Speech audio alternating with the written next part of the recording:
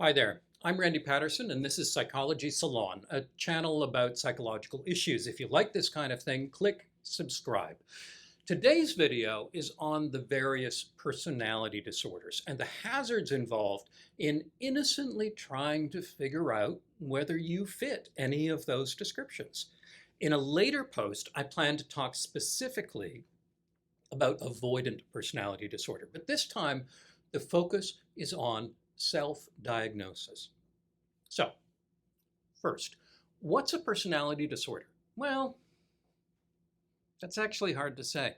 Don't get me wrong, there are all kinds of definitions out there, but many of them are contradictory and most are pretty fuzzy.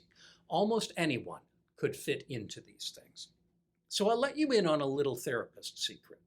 At some point, most of us wind up reading through the DSM, currently in its 5th edition, hence DSM-5. This is the list of all kinds of psychological challenges that a series of committees, overrepresented by white privileged men like myself, have decided to call disorders. It's a necessary thing because we need to be able to describe people. And in order to do research, we need to know who we're talking about. If we research a person with one set of characteristics in Mexico City and another set in Athens, it's hard to compare the results. Anyway, sooner or later, every therapist gets to the section on personality disorders. We've all read it, usually in our training, but also in our spare time. Yes, that's right. We are incredibly boring people. So at workshops, when I need a laugh, I will remind therapists of this and ask whether anyone had any uncomfortable experiences when they were reading the criteria for the personality disorders. And everyone in the room laughs. Kind of nervously, but they laugh. It's very reliable because it doesn't matter who you are. If you read these criteria, you will find yourself and you will suddenly think, oh my gosh. This is known as Intern Syndrome because for decades it's been observed in medical students. They get introduced to the symptoms of various illnesses and very quickly begin noticing that they seem to have a lot of them.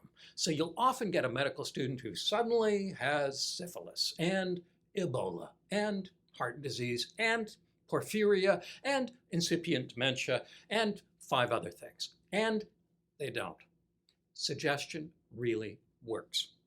Now, psychological difficulties are mostly subjective. There's no blood test for these things. And most of them are not yes or no, contrary to most medical problems. You either have mumps or you don't. Depression, as an example, is more of a continuum. There's a bit of it, bit more, and a whole lot. If I ask you, do you ever have sleep problems? I know the answer before you open your mouth. Of course you do. Sleep problems are normal. How much is the question? And how would you know how much is unusual? How many people have you watched sleep? You don't have to answer that. At some point, one of these committees draws a completely artificial line and says, okay, past this point, we got a real problem here. Let's call that major depressive disorder. Oh, and let's call this narcissistic personality disorder. Now, it's important to be careful here.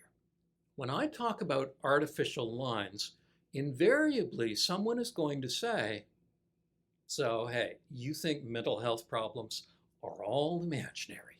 They just don't exist. No, they do exist.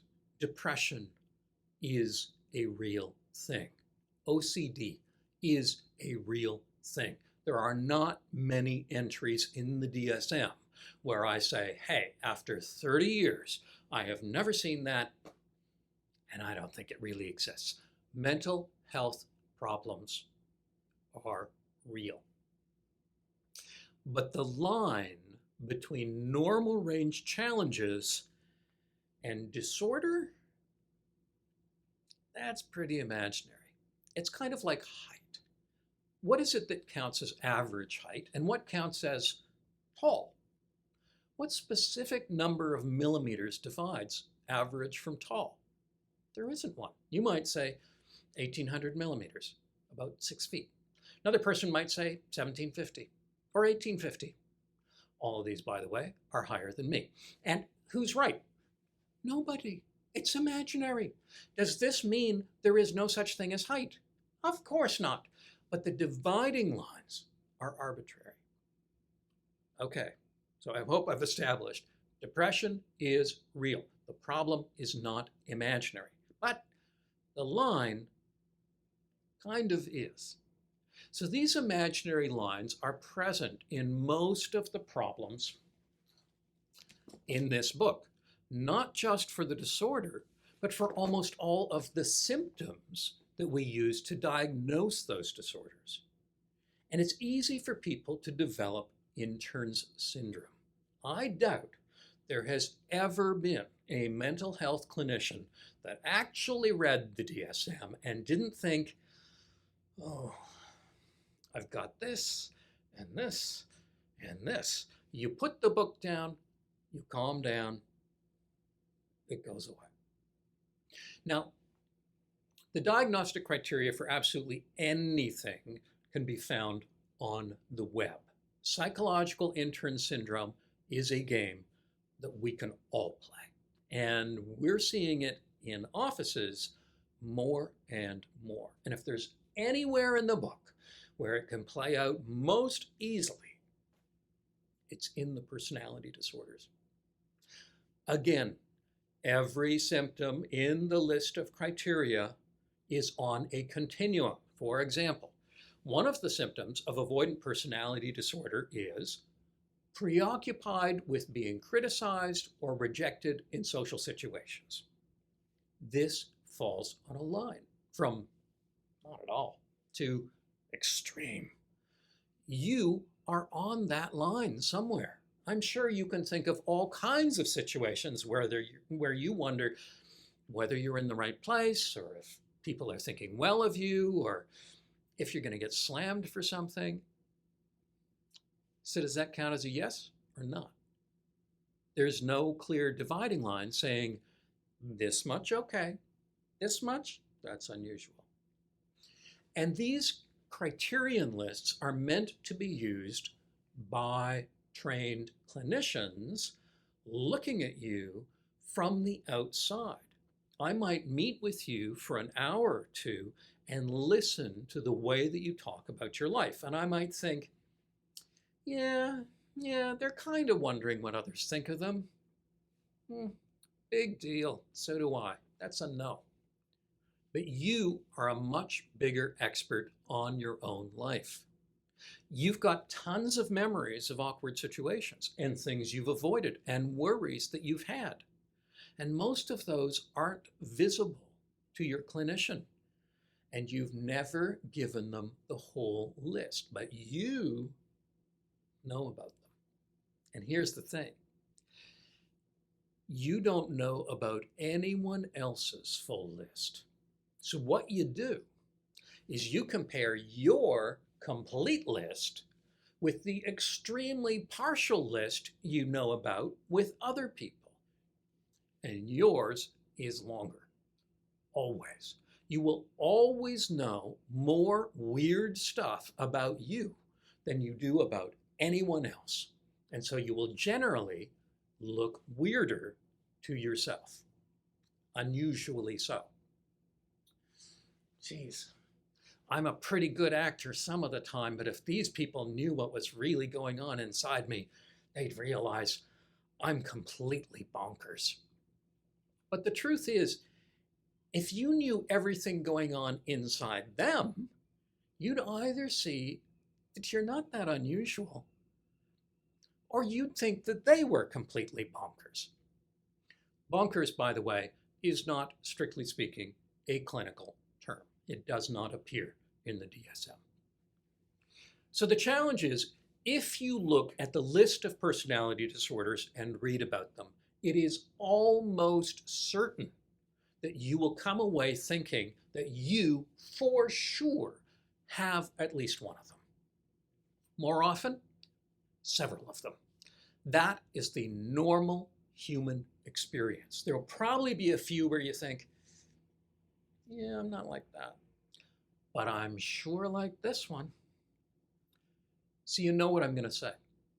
Avoid self-diagnosis. Leave that to the professionals like me. I kind of am saying that. No good will come of self-diagnosis. Most of us have a secret worry that we're kind of faulty.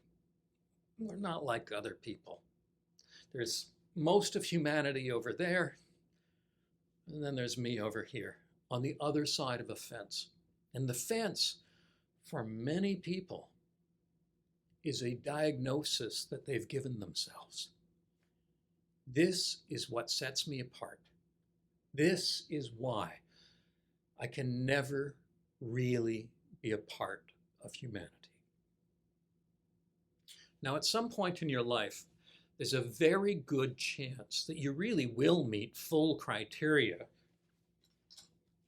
for one of the problems in this book. That too can be thought of as normal. It does not define who you are. It's a bit like having the mumps or the flu. It doesn't make you a mump. Mumps is something that happened and it dragged on for a while and you dealt with it. It's not who you are. So I could leave that here, but I'll go a little bit further. It's always possible to argue about the validity of a diagnosis. Is this a disorder, or is it just a fairly normal and predictable reaction to difficult circumstances? Depression is often a good example of that. I've often said to workshop participants, psychologists, and other therapists, the more you know about your client's life and circumstances, the harder it is to diagnose them. More often you're tempted to think, yeah, I'd feel the same way if I had their life. So validity is an issue. But even before we get there, before validity becomes an issue, we need to think about reliability. And this is the likelihood that the same individual will receive the same diagnosis regardless of who they see. If they're properly assessed by more than one qualified and well-trained professional, they will get the same diagnosis. And for some problems, reliability isn't bad. Panic attacks, for example. A bunch of clinicians, we know what panic attacks are. We can tell, right? OCD. Take a person with strong OCD to 10 fully trained mental health professionals, especially ones with expertise in the anxiety disorders, and there's a good chance that most of them will say, yep, OCD. But what about the personality disorders? Here, we have a problem. Studies looking at the reliability of personality disorder diagnosis haven't been so optimistic. One clinician will say avoidant personality disorder, another will say generalized anxiety disorder, another will say adjustment problem. The rate of agreement is often quite poor. One reason for this is that many clinicians aren't really fully trained in the diagnosis of these problems or haven't seen too many people like that. But even those who are may not agree with each other. This does not mean that the whole thing is imaginary. We're essentially putting a label on a unique set of human experiences. Another problem is that people set the line in different places. One of the criteria for narcissistic personality disorder is a lack of empathy. Well, how much of a lack? Less than you? You're a psychologist. No guarantee, but there's a chance most of the world has less empathy than you. Even if you know every word of every criterion, it's still a judgment call. It's not a committee setting the line, it's you. And the therapist next door might set a different line. So this gets us into the woods a little bit with personality disorders. Let's stop here.